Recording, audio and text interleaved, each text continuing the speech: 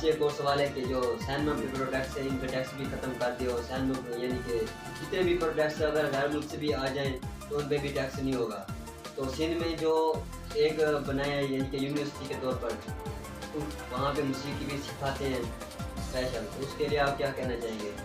بسم اللہ الرحمن الرحیم. دیکھیں بھائی میں آپ کو یہ بتاؤں, جو سینما کا ٹیکس ختم کیا ہے ان لوگوں نے, یہ فحاشی پر پابندی تو لگا تو خیر اچھی بات تھی, لیکن ان کو چاہیے کہ اسلامک چیزیں چلائیں. جیسے کہ اب تو ایک سیرت چلائے ترکش سے صلاح الدین ایوبی کی کوئی ہسٹری آپ کو دکھائیں. یعنی کہ عمران خان چاہتے تھے کہ وہاں پر بھائی اسلامی چیزیں دکھائیں.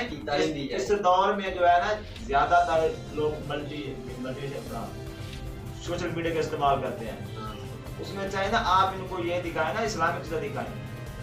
ہمارے جو اسلامی ہیرو تھے ارطغرل, صلاح الدین ایوبی, نصیر الدین بابر, جو اچھے ہمارے حکمران تھے نا, ان کی ہسٹری بتائیں, ان کے ڈرامے اور فلمیں بنا کے عوام کو دکھائیں تاکہ نوجوان نسل کا شعور بدلے, جوش پیدا ہو. اور دوسرا سوال جو آپ نے کیا ہے, سندھ میں جو قانون پاس کیا انہوں نے یعنی کہ میوزیکل کی کلاسیں ہونے چاہیے. یہ جو مولانا صاحب کو میں یعنی کہ پیغام بھیجوں گا, اگر وہ سن لیں شاید.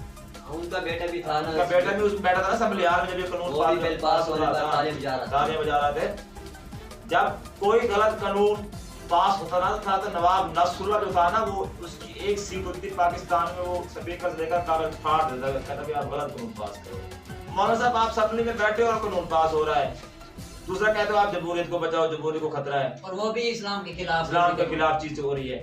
دوسرا جب ہمارے لیڈر عمران خان نے یہ بیان دیا کہ سیرت النبی بچوں کو اور بچوں کو پڑھانی چاہیے, تو بھائی یہ اسلامی طریقے, ہم مسلمان ہیں. جب ہمارے بچے کو ہمارے نبی کی سنت کے مطابق پتہ ہوگا تو اس پر عمل بھی انشاءاللہ خدا کو طاقت دے گا. جب ہمارے بچے کو میوزیکل سکھایا گا تو وہ تو میوزیکل پڑھے گا نا. آپ قوم کو کیا بتا رہے ہو, پیغام دے رہے ہو ان کو میوزک سیکھو, اس کی قدر ہے, اور اس چیز کی قدر نہیں ہے. میوزک پہ, موسیقی پہ, میں میوزک کو برا نہیں کہنا چاہتا, میوزک والے لوگ سننے کے, میوزک اپنی جگہ ہے. جو ہمارے اندر جو جس کے ہم امتی ہیں, ہم عاشق رسول ہیں, اس کی چیز الگ تھی.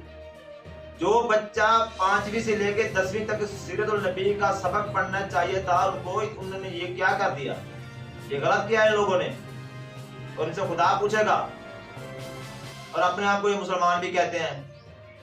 تو عوام کو آپ کیا پیغام دینا چاہتے ہیں؟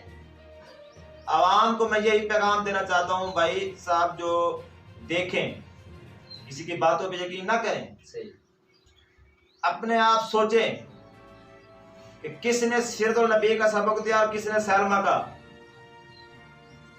یعنی کہ یہ کس نے کشمیر کو فروخت کرنے کی بات کی اور اب وہ انڈین ہائی کمشنر کے سامنے نہیں نکل رہے.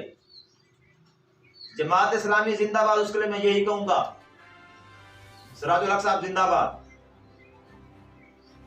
یہ اور کچھ بھی نہیں, جو بھی کھرا آدمی ہو ہمارے ملک میں, سچا آدمی ہو, آپ سراج الحق کو دیکھ رہے ہیں, عمران خان صاحب ان کے کارنامے پڑھ رہے ہیں. سلام و خوبی پر بات کس نے کی؟ عمران خان نے کی نا. شہباز شریف کو کہہ دے نا, آپ جو ہمارا پرائم منسٹر بن کے بیٹھا ہے, اس کو کہنا آپ ایک بار بیان کو دیکھیں انڈیا کو. اس دن جو جب انڈیا نے ہماری فضائی حدود کی خلاف ورزی کی تھی نا, عمران خان اس کے 2 جہاز گرا دیے تھے, اور یہ اسمبلی ہال میں کھڑے ہو کر کہتا ان کو کوئی میسج دیں. تو بھائی میاں صاحب ان کو میسج مل گیا تھا, ان کے 2 جہاز ہم نے مار گرائے تھے. اب آپ کے بھائی آپ مسلمانوں کو کوئی میسج دیں. یہ ملک جو بنا ہے اسلام کے نام پر بنا ہے, اور 27 رمضان کو بنا ہے, ایسے نہیں بنا.